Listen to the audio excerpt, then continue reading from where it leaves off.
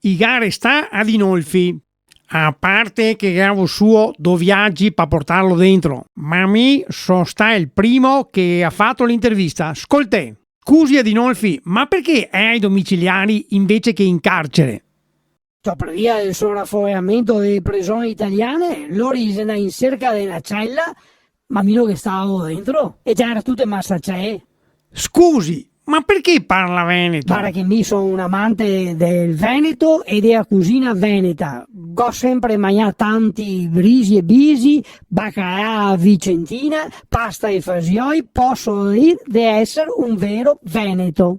Un'ultima domanda, ma lei ha mai pensato di mettersi a dieta?